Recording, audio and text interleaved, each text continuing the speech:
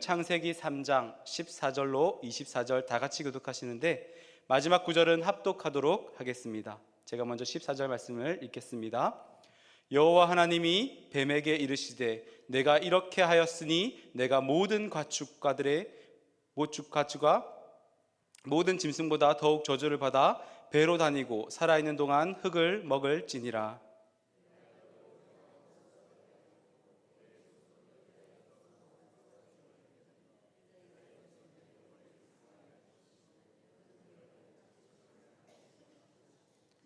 또 여자에게 이르시되 내가 내게 임신하는 고통을 크게 더하리니 내가 수고하고 자식을 낳을 것이며 너는 남편을 원하고 남편은 너를 다스릴 것이니라 하시고,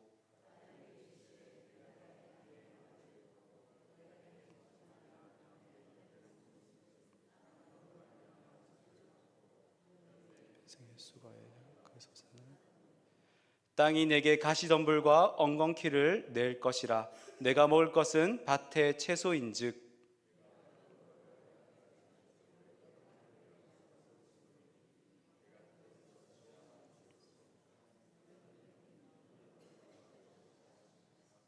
아담이 그의 아내의 이름을 하와라 불렀으니 그는 모든 산자의 어머니가 됨이더라.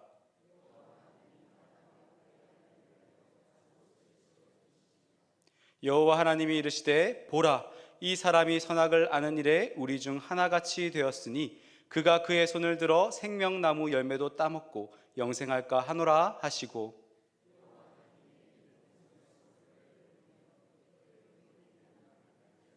함께 읽겠습니다.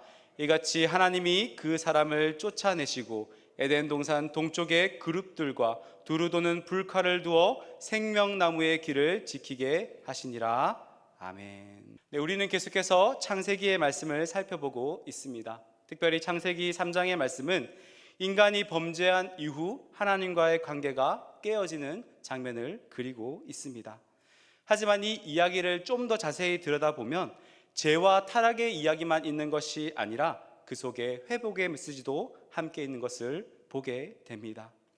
우리 인생의 근간이 되고 인류의 시작이 되는 창세기의 말씀, 이곳에 창조와 타락 그리고 구속이라는 관점을 통하여 하나님의 크신 뜻이 무엇인지를 분별하고 또 그 말씀대로 살아가는 저와 여러분이 되시기를 축복합니다. 우리는 지난 시간처럼 아담과 하와 그리고 하나님이 만드신 그 아름다운 에덴 동산에서 뱀의 유혹에 의해서 죄가 들어오는 것을 보았습니다. 이는 단순히 선악을 알게 하는 나무를 따먹은 사건이 아니라 하였습니다. 요즘은 조금 쓰지 않는 표현이긴 한데요, 청소년 사역을 할 때 보니까 청소년들이 늘 하던 말이 있습니다. 선 넘네? 이런 말들을 많이 합니다. 선 넘네? 전도사님 선 넘네요? 이런 말들을 너무 많이 들었습니다. 이처럼 마찬가지로 하나님 편에서 창조주와 피조물을 경계를 긋기 위해서 그 선을 그었던 것이 바로 선악과 나무입니다. 단순히 선악과 나무가 아니라 선악과 나무를 먹지 말라는 그 명령을 우리에게 하신 것이지요. 하지만 이 선을 우리 인간은 넘어 버렸습니다. 하나님의 말씀을 지키기보다는 하나님과 같이 되려 했던 그 교만함과 불순종으로 이 선을 아주 세게 넘어버리게 된 것이지요. 하나님과 같이 되려 했던 교만함과 불순종의 결과는 바로 나타나게 됩니다. 눈이 뜨여졌고 내가 벗은 줄 알게 된 것이지요. 그 죄의 결과로 하나님과의 관계가 단절되는 결과를 가져왔고 벗었음을 알게 된 것입니다. 이처럼 하나님이 범죄한 사실을 아담에게 묻자 아담은 그것을 핑계댑니다. 저 여인이 내가 주어서 내가 먹게 되었습니다. 그러면서도 똑같이 말합니다. 하나님이 주신 저 여자, 즉 여자를 뜻하지만 사실은 하나님을 원망하는 모습이지요. 그리고 이어서 여인에게도 묻습니다. 부창부수이지요. 이 여인도 뱀에게 핑계를 댑니다. 자신의 잘못과 그 탐심은 뒤로 한 채 이 뱀에게 모든 죄의 결과를 돌리고 있는 것이지요. 뱀이 나를 꿰어서 먹었다 말합니다. 그러면서 이어지는 본문은 뱀으로 초점을 옮겨갑니다. 하나님이 뱀에게는 뭐라고 하실까요? 우리 14절 말씀을 한번 다시 읽어보도록 하겠습니다. 시작. 여호와 하나님이 뱀에게 이르시되 내가 이렇게 하였으니 내가 모든 가축과 들의 모든 짐승보다 더욱 저주를 받아 배로 다니고 살아있는 동안 흙을 먹을지니라. 하나님께서는 놀랍게도요, 이 시작한 말씀에는요, 뱀을 향하여서 그 어떤 질문도 하지 않습니다. 그 어떤 질문도 묻지도 않고 따지지도 않습니다. 바로 징계가 이루어집니다. 그렇게 이어지는 징계는 죄가 흘러온 순서대로 다시 뱀과 여자, 남자의 징계로 이어집니다. 14절과 15절은 뱀에게, 16절은 여자에게, 그리고 17절과 18절, 19절은 아담에게 징계를 내리십니다. 그 결과는 결코 가볍지 않습니다. 먼저 뱀더러 말합니다. 너가 이렇게 행하였으니 모든 가축과 들의 모든 짐승보다 더욱 저주를 받아 배로 다니고 살아있는 동안에 너가 흙을 먹을지라 말합니다. 아담의 죄로 인해서 그 땅과 피조된 모든 세계는 이미 저주를 받았습니다. 그 중에서도 이 뱀은 더욱 저주를 받아 저주받은 땅을 온몸으로 부비며 살아갈 수 있도록 말을 하는 것입니다. 비천함을 상징하듯 다리는 없고 자신의 온몸으로 그 저주를 받아야 함을 의미하고 있습니다. 그리고 살아있는 동안에 깨끗한 음식이 아니라 늘 흙을 먹고 살 것이라 합니다. 이 모든 날, 살아있는 동안이라는 원어를 살펴보면 내 생의 모든 날을 의미합니다. 살아가는 동안 조금 흙을 먹는 것이 아니라요, 너가 살아가는 모든 날 동안 그 흙을 먹게 될 것이라 말합니다. 뱀은 누구입니까? 바로 사단을 뜻합니다. 헬라어로는 디아볼로스, 즉 갈라놓는 자를 말합니다. 이 사단은 이름 그대로 하나님과 우리의 관계를 깨뜨리고 갈라놓고 또 사람과 사람과의 관계를 깨뜨려 놓고 갈라놓습니다. 이 뱀은 그 어떤 것보다도 더욱 저주를 받아 고통의 밑바닥에서 헤매게 될 것임을 분명히 말씀합니다.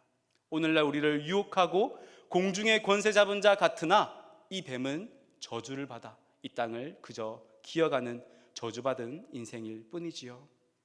그리고 이어서 여자에게도 내려진 징계가 이어집니다. 16절 또 여자에게 이르시되 내가 내게 임신하는 고통을 크게 더하리니 내가 수고하고 자식을 낳을 것이며 너는 남편을 원하고 남편은 너를 다스릴 것이니라 하시고, 여자에게 내려진 형벌도 크게 두 가지입니다. 첫째는요, 임신과 출산의 고통이고, 둘째는 남편을 원하나 그 남편의 다스림을 받게 될 것이라 말씀합니다. 먼저는 여자에게 주어진 고통은 무엇이냐면요, 임신하는 고통과 출산하는 고통이라 말씀합니다. 여성분들이 한 달에 한 번씩 돌아오는 그 마법의 날에는 그 고통이 이루 말할 수 없다라고 말합니다. 아이를 낳기 위해서 당연히 필요한 과정인데 그 여인들은 고통을 겪게 된다는 것이지요. 그리고 마찬가지입니다. 또 아기가 생명이 잉태되고 생명을 낳고 그 해산의 고통이 다가오면 이루 말할 수 없이 두려운 것이 사실입니다. 이 고통이 죄로 인한 결과입니다. 분명 하나님은 창세기 1장 27절에서 이어지는 말씀이 이렇게 말씀하셨습니다. 하나님의 형상대로 남자와 여자를 창조하시고 그들에게 복을 주시며 말하기를 28절 생육하고 번성하여 땅에 충만하라 말씀하십니다. 분명 축복의 말씀이셨습니다. 하지만 범죄한 이로 죄가 들어온 이후에는 그 축복의 말씀이 변하여 고통이 된 것이지요. 오늘날의 시대를 보면 그렇지 않습니까? 부모가 자녀를 낳는데 그 고통을 주저하고 자녀를 가지지 않으려는 모습들이 나타난다는 것입니다. 하지만 이것은 고통만 바라보기에 그런 것입니다. 그 위에 있을 기쁨을 알지 못하기 때문이지요. 이어서 두 번째 형벌은 무엇이냐면요, 남편을 원하나 다스림을 받게 될 것이라 말합니다. 여기서 말하는 원하다는요, 원어로 보면 테슈카 테크, 또 원어로는 테슈카라고 말합니다. 이 뜻은 갈망하다, 다스리다, 통제하다라는 뜻을 가지고 있습니다. 즉 남편을 원하다는 말은 남편을 다스리고 통제하기를 원하지만 그것이 뜻대로 되지 않고 오히려 다스림을 받게 될 것이라 말씀합니다. 오히려 반대의 형국이 될 것이라 말씀하지요. 원하는 바들이 이루어지지 않고 오히려 늘 고통과 억압 가운데 살아갈 것임을 우리에게 말씀합니다. 어쩌보면 이것이 인류 대대로 내려온 성차별의 시작인지도 모르겠습니다. 이것을 통해서 남자가 여자를 다스리는 것이 순리고 성차별을 하는 것이 당연하다고 말하는 것이 아니라 이 모든 문제의 현상이 바로 죄로 인한 결과임을 말씀하고 있습니다. 뜻대로 되지 않는 그 욕구 불만의 상태가 계속해서 이어질 것이라 말씀합니다. 남자가 필요해서 원하지만 오히려 그 남자가 걸림돌이 되고 더 나를 힘들게 한다는 것이지요. 하나님과의 관계가 끊어지니 더 이상 부부의 관계도 예전만치 못한 것입니다. 이 또한 죄의 형벌이지요. 끝으로 남자 아담에게 주어진 형벌도 두 가지입니다. 하나는 무엇이냐면요, 평생을 땀 흘리고 수고해야 함을 우리에게 말씀합니다. 아니, 열심히 땀을 흘리고 수고해도 먹고 살 수 있을 정도의 겨우 그 힘만 얻게 되는 것이지요. 또 다른 하나는 바로 육체의 죽음을 가리킵니다. 죽어서 흙으로 돌아갈 것이라 말씀합니다. 사실 아담이라는 이름이 이 땅의 이름 아다마라는 이름에 근원하여서 아담이라는 이름이 지어졌습니다. 흙이라는 이름, 땅이라는 이름으로 아담이 지어졌는데 또다시 그는 흙으로 돌아갈지라. 이 흙으로 돌아갈지는 이파르라는 의미에서 흙, 먼지와도 같은 것으로 흩어진 존재가 된다는 것입니다. 땅에서 났지만 먼지와도 같은 인생으로 사라지게 될 것이라 말합니다. 죄의 삭은 사망임을 우리에게 말씀합니다. 저주받은 땅은 이제 더 이상 풍족한 물살을 내기보다는 가시덤불과 엉겅퀴를 내고 수확을 하기 위해서 우리는 수고와 그 고통을 당해야 함을 말씀하고 있습니다. 그럼에도 불구하고 변변치 않은 소득만 얻게 되고 성취감은 없이 고통 가운데 살아간다 말씀합니다. 그리고 결국 죽음을 맞이하게 됩니다. 19절 하반절에 이렇게 나와 있습니다. 너는 흙이니 흙으로 돌아갈 것이니라. 아멘. 죄의 싹은 사망입니다. 평생의 수고가 결국 흙으로 돌아가는 인생입니다. 이 얼마나 허무한 인생입니까? 그러나 하나님을 떠난 자의 삶은 이처럼 절망밖에 우리에게 주어진 것이 없습니다. 하나님은 그 어떤 죄도 용납하지 않으시는 공의로우신 분이기 때문이지요. 그렇기에 거룩하신 하나님과 교제하기 위해서는 죄가 없어야 합니다. 아니면 그 죄의 대가를 다 치러야만 하나님께로 나아갈 수 있는 것이지요. 그러나 감사한 것은 죄의 형벌과 심판에만 목적이 있는 것이 아닙니다. 새벽 말씀의 그 호세아 말씀처럼 하나님께서는 이러한 죄악 가운데 있다 할지라도 돌이키는 자에게 회복을 약속하십니다. 주님께 돌아오기만 하면 회복을 약속하신다 말씀하는 것이지요. 오늘 본문도 마찬가지입니다. 죄를 지은 인간의 모습과 형벌은 더 이상 기대조차 할 수 없는 그러한 상황이지만 오늘 본문을 살펴보면 그 가운데 또한 희망을 발견하게 됩니다. 그 희망 또한 세 가지입니다. 먼저 20절 말씀입니다. 20절 말씀을 함께 읽도록 하겠습니다. 시작.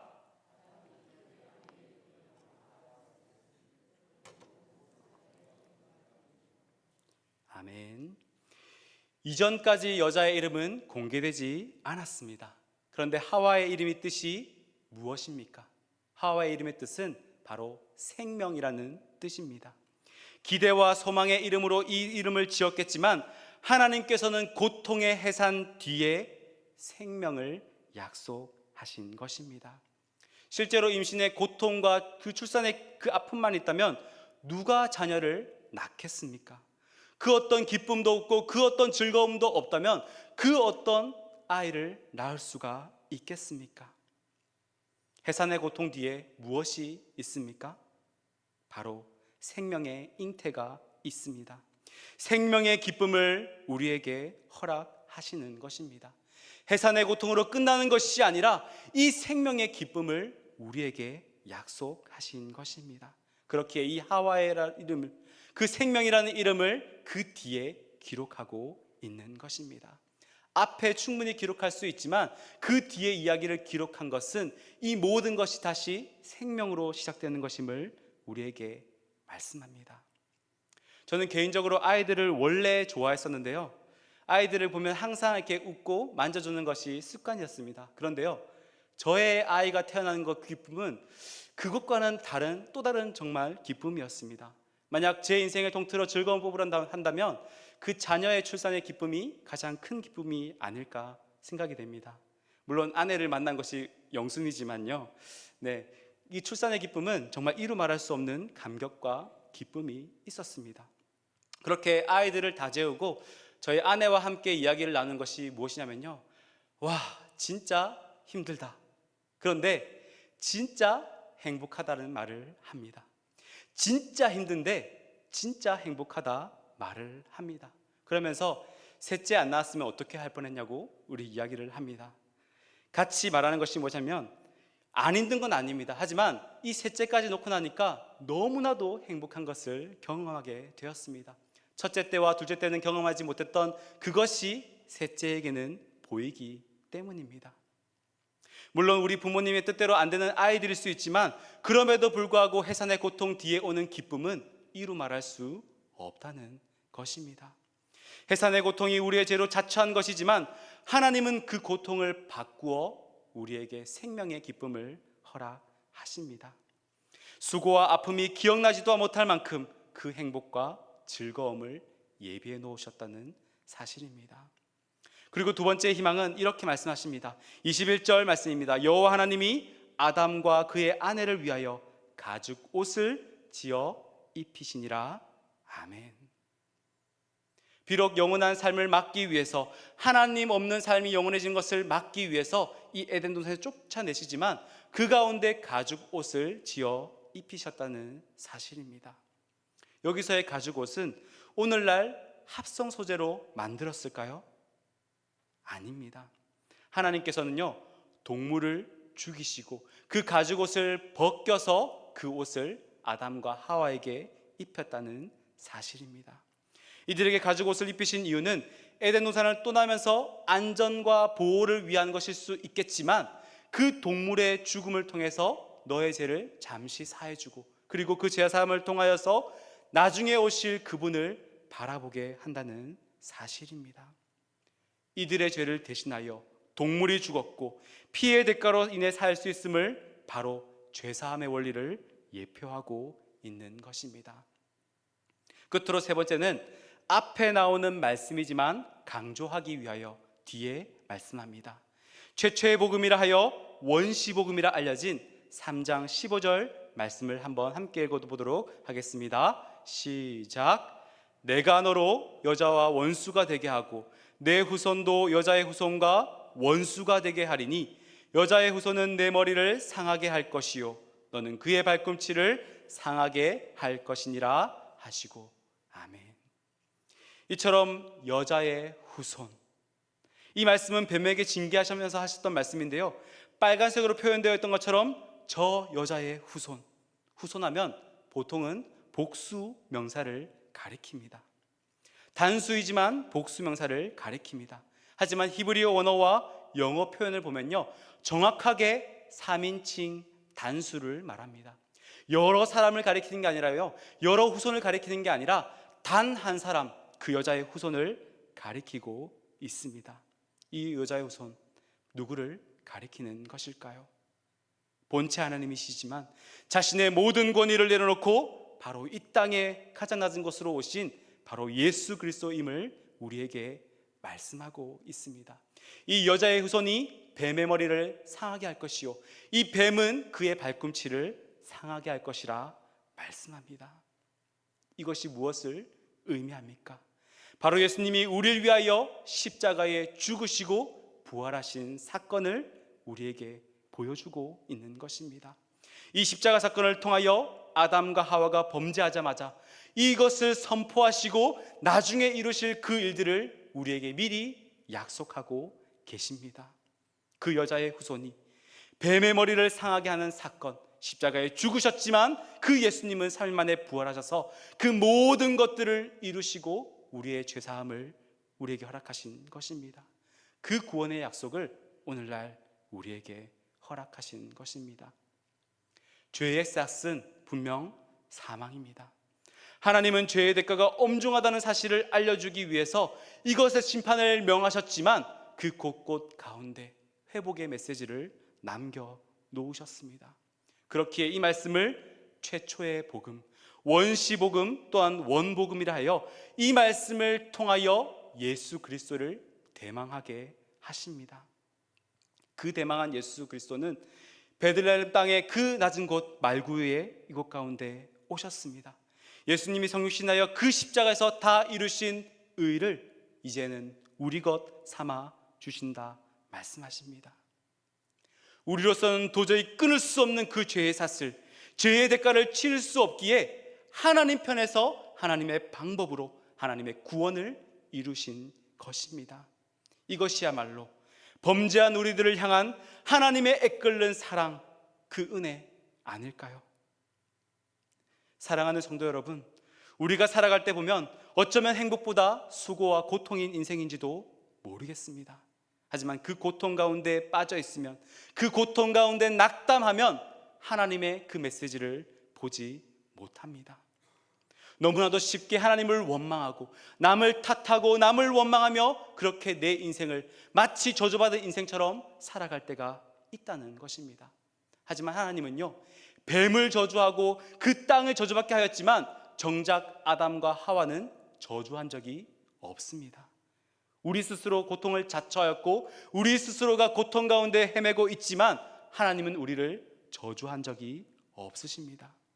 그렇기에 우리는 하나님이 정해놓은 기준을 대로 하나님의 말씀대로 그 말씀을 따라 살아갈 때에 예수 그리스도를 믿음으로 말미암아 우리는 구원에 이르게 된다는 것입니다. 인간의 죽음과 고통의 문제는 오직 하나님께로부터 나아갈 때에, 하나님께로부터 나아갈 때만 해결될 수 있음을 바라보시기를 바랍니다.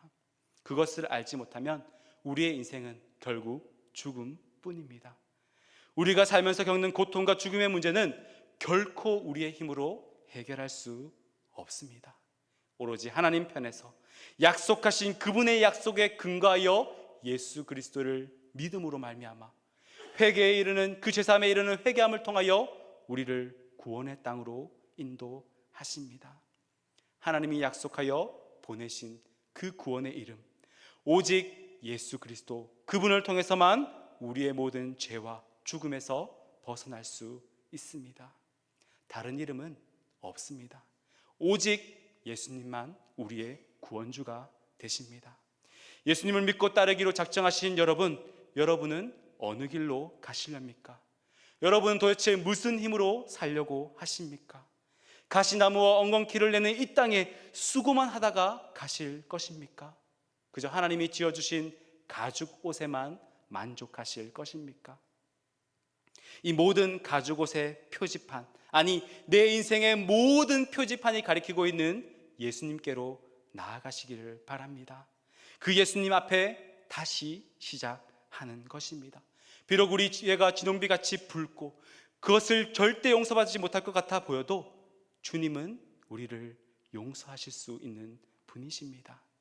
내 삶의 모든 이정표가 가리키는 그분, 예수 그리스도를 만나고 예수 그리스도 안에 살아갈 때에 비로소 주님의 뜻대로 죄사함에 이르는 회개에 이를 줄 믿습니다. 그래도 나는 괜찮아. 내가 교회도 열심히 다니고 봉사도 하고 교회에 직분도 있고 내가 열심히 섬기고 있는데 이것으로 만족하면 안 된다는 것입니다. 이것이 여러분의 신앙을 지켜주지 못합니다. 죄사함에 이르는 회개로 오직 구원의 약속 되시는 예수님 안에 거하고 주 안에 거하고 주의 말씀이 우리 안에 거할 때에 참된 회복과 기쁨이 있을 줄 믿습니다. 하나님은 결코 죄의 징계와 심판의 목적이 있지 않습니다. 잘못하였어도 하나님께 돌이키십시오. 후회가 아니라 죄사함에 이르는 회개의 자리로 나오십시오. 예수님의 피 묻은 십자가를 붙잡으십시오. 거기서 다시 시작하는 것입니다. 가룟 유다는 범죄하였고 후회하였지만 회개의 자리로 나아가지는 못했습니다. 자신이 행했던 잘못을 자신의 목숨을 대가로 하면 용서받을 수 있을 줄 알았습니다. 하지만 그것은 크나큰 착각입니다. 죄를 범하였다면 죄를 용서하실 수 있는 분에게 나아가십시오. 후회가 아니라 회개입니다. 후회가 아니라 회개입니다. 오직 여자의 후손 예수님을 영접하는 자에게 주어집니다. 이 소망을 꼭 붙잡고 세상을 기쁨으로 살아가시기를 주님의 이름으로 축복합니다. 말씀을 맺습니다.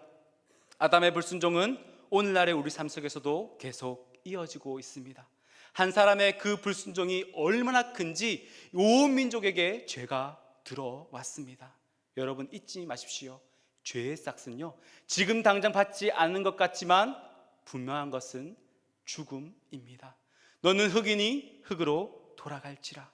티끌과도 같은 그 먼지와도 같은 인생으로 너는 아무것도 없이 돌아가게 될 것이라 말합니다. 그러나 하나님은 심판 가운데서도 우리에게 구원의 길을 예비하셨습니다. 뱀과 사단, 그 여자의 후손 모든 것들을 통하여서 악한 권세를 깨뜨리고 그 모든 약속을 예수님을 통하여 성취하셨습니다. 이 약속의 말씀을 붙잡을 때에 비록 우리의 삶도 여전히 고통 가운데 있다 할지라도 우리에게 소망과 희망이 있는 것은 그 예수님이 우리와 동행하시기 때문입니다. 주님께 돌이킬 때 비로소 우리의 허물을 감추어 주시고 용서하시는 그 은혜가 저와 여러분 가운데 함께하기를 주님의 이름으로 축복합니다.